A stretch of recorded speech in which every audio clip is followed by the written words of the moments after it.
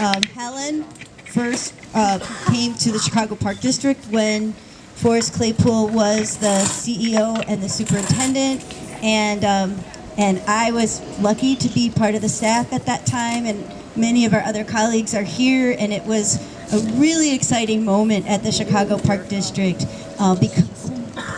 much of which was because of the excitement that was coming with the opportunity to bring arts and culture to the Chicago parks, which, believe it or not, had been a bad word in the Chicago Park District for a while. So please welcome Forrest Claypool. I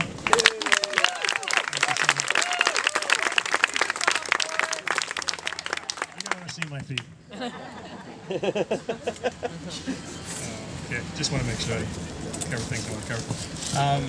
Well, first of all, the parks obviously is where I met Helen, and it's great to see some. Great to see some of the people from the old Parks gang. I see Julie Gray back there, Nora Marino, Marge Halpern. Who else is missing? Randy Merberg's here somewhere. There we go. Okay. Anybody else? Oh my goodness, no. I'm not going to talk about you. But I want to just describe Helen. I think in a way that, to me, Helen is a two words describe her really: peacemaker and matchmaker. We know that Lois Weisberg obviously was a mentor, so it should be no surprise that she was a matchmaker. Helen connected people in ways that other people didn't see the connection, and made them work together and love each other and find productive pursuits that never would have happened without Helen. She would mediate disputes in neighborhoods over sculpture. She would even bring, I remember famously at the Park District, Marge Halpern and Randy Merriger, who both here were nemesises, knocking heads with each other, coming in and complaining to me every day about each other. And Helen brought them together, showed their common humanity, and as a result of that, they became very good friends, which they are still today. And from my perspective, they worked more productively together. But that is Helen, and I think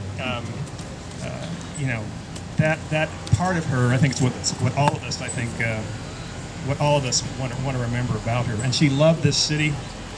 She took the parks from a programming role, which was very weak, to a presenting role. I know it's a shock that the parks were not in the lead when it comes to artistic and cultural programming, especially with Ed Kelly at the helm all those years. But for those of you old enough to remember Ed Kelly, like me. But Helen, working with Marge and others, really took that to a new level at the parks, and she, rather than trying to create organic programming, she understood there's incredible artists and institutions in the city already. Why?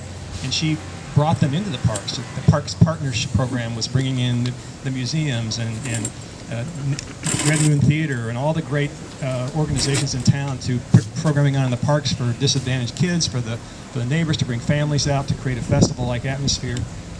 Parks Partners was an incredibly successful program. And she was, the person who kind of envisioned that and led the way. And Artists in Residence was another, where artists took up shop. Poor artists who couldn't afford the rents in some of these gentrifying neighborhoods. They bring them into the parks. Hey, take the office upstairs at the local field house, and all we want you to do is give programming for our kids. And that was who she was and the type of thing she did every day. And as a result, there was an extraordinary amount of kids and families who were affected in profound ways. Also, as we all know, Helen was guileless. I don't think I've ever met anybody more guileless than Helen. She was without ego. She always wanted to be, as she would say, we'd try to promote her, we'd try to put her in a lead role, and she said, no, I want to be the number two. She always wanted to be the number two. Couldn't get her to be number one. Wanted to be number two. Wanted to be behind the scenes. Didn't want the credit. Finally, I think everybody ganged up on her and forced her to be the number one towards the end of her career, and I'm glad we did, because she was, as the leader of Millennium Park, as executive director of Millennium Park, she established that institution, particularly from a programming standpoint, at the very beginning of what's now perhaps the most premier city asset.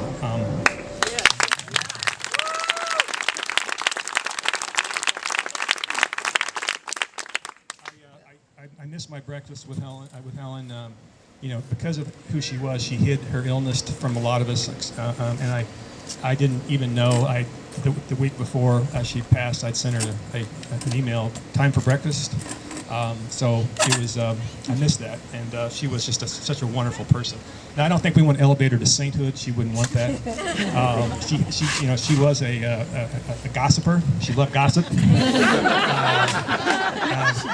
Helen didn't peddle in malicious gossip. That's not what I'm talking about. She wasn't interested in malicious gossip. But boy, she loved knowing the inside scoop. She loved knowing what was going on behind the scenes, particularly between people. Like what's the dynamic between them? What's happening? Why are they doing this? And who's going to be affected by this?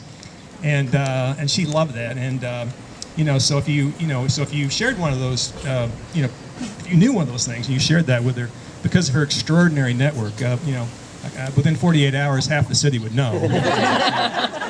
But there wasn't a malicious bone in her body, but she did love that. She loved that a lot. And finally, I would just say that we've heard over the last however many years. I think it probably started in Hollywood. All the Hollywood celebrities trying to find meaning, in their life. But the notion of trying to be spiritual, everybody. I want to be a spiritual person. All the time you hear people, I'm a spiritual person. I want to be a spiritual person. Well, in my entire life, I've only met one spiritual person, and that was Helen Doria. So, thank you for coming.